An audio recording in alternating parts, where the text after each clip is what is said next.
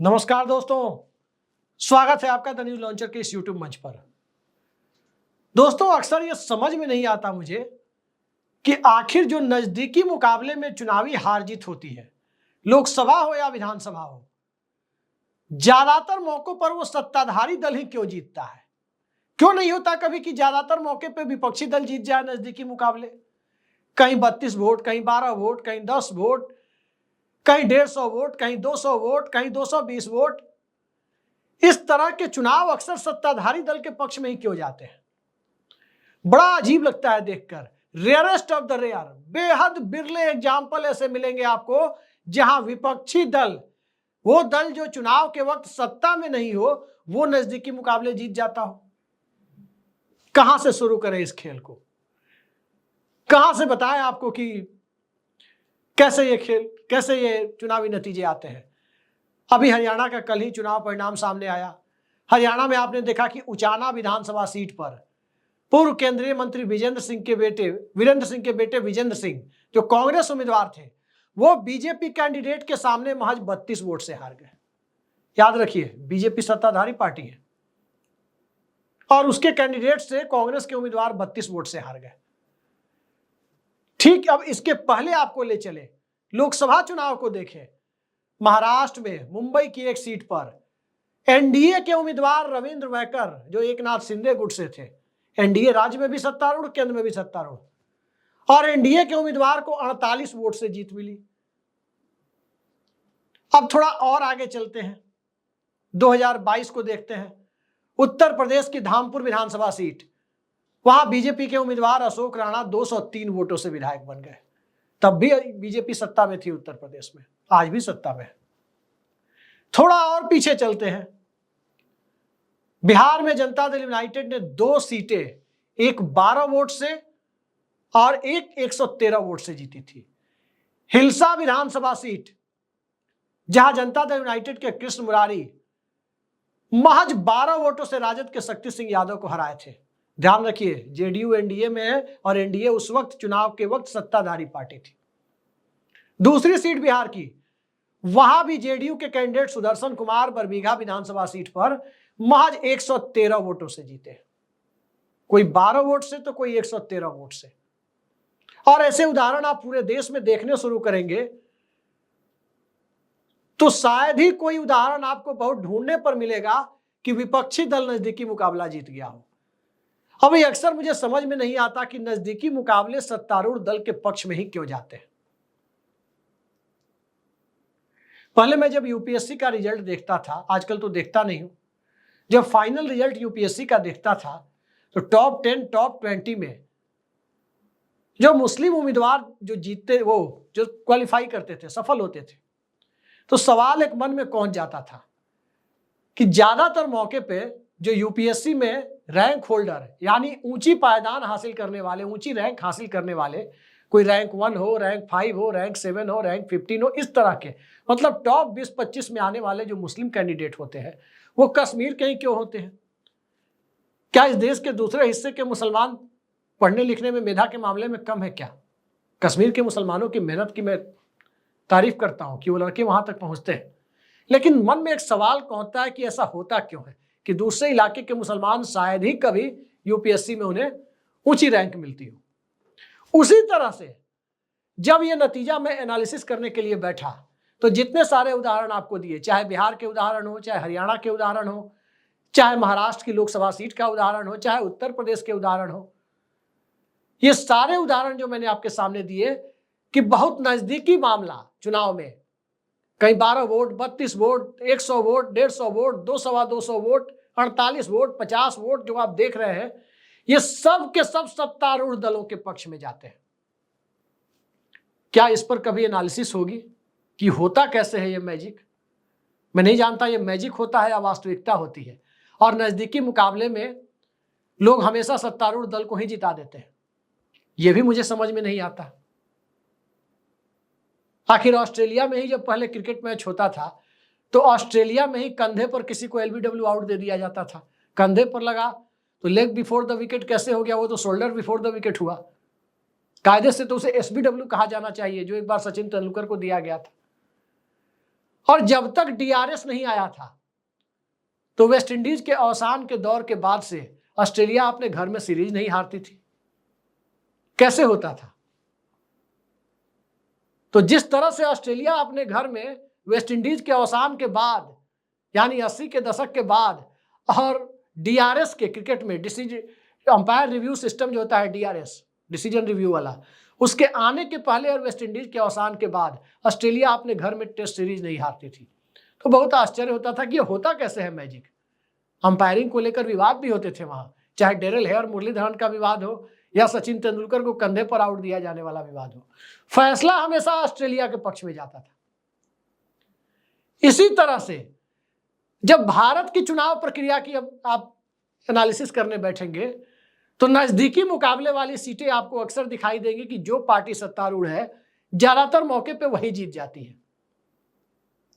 मैं पूरा डेटा खंगाल रहा था तो मुझे 1998 के लोकसभा चुनाव का एक डेटा मिला जो थोड़ा सुकून देने वाला लगा।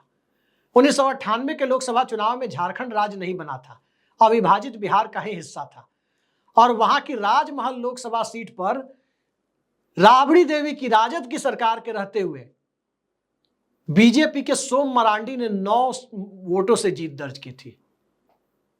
आज के जमाने में ऐसा क्यों नहीं होता?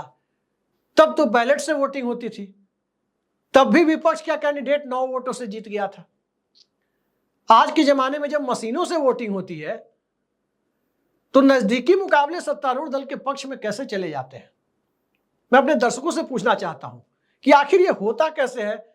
कहीं कभी ऐसा हो कि विपक्ष ही जीत जाए, नजदीकी मुकाबला, ज्यादातर नजदीकी मुकाबले वाली सीटें विपक्ष जीत जाए, ज्यादातर मौके पे ऐसा होता क्यों नहीं है? एक छोटा वाकया मैं अब खुद से जुड़ा हुआ आपको बताता हूं, कौतूहल का विषय लगा इसलिए आपको बता रहा हूं। 10वीं पास करने के बाद 11th-12th में जब हम लोग पढ़ते थे तो कोचिंग करने सुबह सुबह साइकिल उठा के अपने होम टाउन में जाते थे, कहीं केमिस्ट्री पढ़ने, कहीं फिजिक्स पढ़ने, कहीं मैथ पढ़ने, ऐसे जाते थे। तो जहां केमिस्ट्री पढ़ने जाते थे कोचिंग करने, तो पढ़ाने वाले सर अक्सर कहते थे कि आखिर आप लोग कभी जो केमिस्ट्री के छात्र हैं वो जानते होंगे सिग्मा बॉन्ड, पाई बॉन्ड क्या होता है ऑर्गेनिक केमिस्ट्री में, कैसे किस कैटलिस्ट की सहायता से केमिकल इक्वेशन को केमिकल रिएक्शन कराया जाता है और फिर नया प्रोडक्ट मिलता है। तो जब हम लोग उन फॉर्मूलों पर रटते थे और बनाते थे, क्लास में वो टास्क देते थे और जब हम लोग बनाते थे तो कई बार कुछ लड़कों को जो सर पढ़ाते थे वो कहते थे अक्सर कि कभी ऐसा क्यों नहीं होता कि आप लोग गलती से कोई सवाल सही कर दें? गलती से हमेशा गलती क्यों होता है? गलती से ही कोई सवाल सही हो जाए ऐसा क्यों नहीं? कोई प्रश्न गलती से ही सही हो जाए ऐसा क्यों नहीं होता? उसी तरह मैं आपसे पूछना चाहता हूं कि कभी ऐसा क्यों नहीं होता कि नजदीकी मुकाबले वाली सीटें ज्यादातर मौके पर विपक्ष जीत जाए? दरअसल इस देश की चुनाव प्रक्रिया पर गंभीर सवाल है। कांग्रेस पार्टी का एक प्रतिनिधिमंडल राजीव कुमार के आयोग से मिला है और जब प्रतिनिधिमंडल मिला है तो हरियाणा चुनाव के मुद्दे को लेकर कांग्रेस पार्टी के जो अपनी चिंताएं हैं, अपने एप्रीहेंशंस हैं, उससे अवगत कराने का काम भी किया है। लेकिन अब तक किसी ने इस मुद्दे पर सवाल नहीं उठाया कि नजदीकी मुकाबले वाली सीटें सत्तारूढ़ दल के पक्ष में क्यों जाती है। जो लोग चुनाव प्रक्रिया को समझते हैं उनके लिए एक छोटा सा तथ्य मैं आपके सामने रखता हूं। जब आदर्श आचार संहिता लग जाती है, मोरल कोड ऑफ कंडक्ट जिसे कहते हैं, जब वो आदर्श आचार संहिता लग जाती है उसके बाद से राज्यों के प्रशासन पर चुनावी रूप से राजीव कुमार के आयोग का, दिल्ली में बैठे हुए आयोग का नियंत्रण स्थापित हो जाता है। तब वो राज्य सरकारों के कोई आईएएस, कोई पीसीएस, जो भी रिटर्निंग ऑफिसर या इलेक्टोरल ऑफिसर होता है, वो राज्य सरकार का अधिकारी चुनाव के मामले में नहीं रह जाता, वो उनके नियंत्रण से बाहर हो जाता है। चुनाव के वो राज्यों के मामले में वो नियंत्रण में राज्य सरकार के तब भी थोड़ा बहुत वो रहता है। किस मामले में? जो ऑन गोइंग प्रोजेक्ट्स हैं, जो पहले से जो प्रोजेक्ट्स चल रहे हैं, जो विकास के काम चल रहे हैं, नया काम तो शुरू हो नहीं सकता, शिलान्यास उद्घाटन हो नहीं सकता, लेकिन जो काम पहले से चल रहा है, राज्य सरकारें चला रही है, वो अपनी गति से चलता रहे, इस मामले में वो राज्य सरकार के दिशा निर्देशों के मुताबिक काम करता है। हालांकि उस दरमियान कोई राज्य सरकार दिशा निर्देश ऐसे देते भी नहीं है, उस वक्त दरअसल राजीव कुमार के आयोग का दिशा निर्देश ही चलता है। लेकिन दूसरा सत्य यह भी है कि राजीव कुमार के आयोग का दिशा निर्देश, उसका डायरेक्शन उन रिटर्निंग ऑफिसर के ऊपर, उस प्रशासन के ऊपर जब तक मोरल कोड ऑफ कंडक्ट है तभी तक रहना है। उसके बाद फिर उसको उसी सिस्टम में काम करना है, उन्हीं राज्य सरकारों, उन्हीं सत्ताधारी पार्टियों के साथ काम करना है। तो ये सवाल खड़ा होता है कि क्या ऐसे अधिकारी नजदीकी मुकाबले वाली सीटों पर सत्ताधारी दल को उपकृत करने का काम करते हैं, सत्ताधारी दल से वाहवाही लूटने के लिए कुछ तथाकथित तौर पर कुछ खेल करते हैं। मुझे नहीं पता खेल करते हैं या नहीं करते हैं, या निष्पक्ष रूप से ही जनता अक्सर नजदीकी मुकाबले वाली सीटें सत्ताधारी दल की झोली में डाल देती है, यह मुझे नहीं पता। तो मैं अपने दर्शकों पर यह सवाल छोड़ता हूं कि आखिर होता कैसे है कि हरियाणा में विजेंद्र सिंह भी हारते हैं, वो भी विपक्ष के कैंडिडेट होते हैं। धामपुर में सपा हारती है 2022 में, वो भी विपक्ष के कैंडिडेट होते हैं। बिहार में हिलसा और बरबीघा में राजद के लोग हारते हैं, महागठबंधन के लोग हारते हैं, वो भी विपक्ष है। महाराष्ट्र में मुंबई की उस लोकसभा सीट पर जहां 48 वोट से फैसला होता है, वहां भी विपक्ष का उम्मीदवार ही हारता है। सत्तारूढ़ दल का उम्मीदवार आमतौर पर नजदीकी मुकाबले में शायद ही कभी आपने सुना हो कि हार जाता है।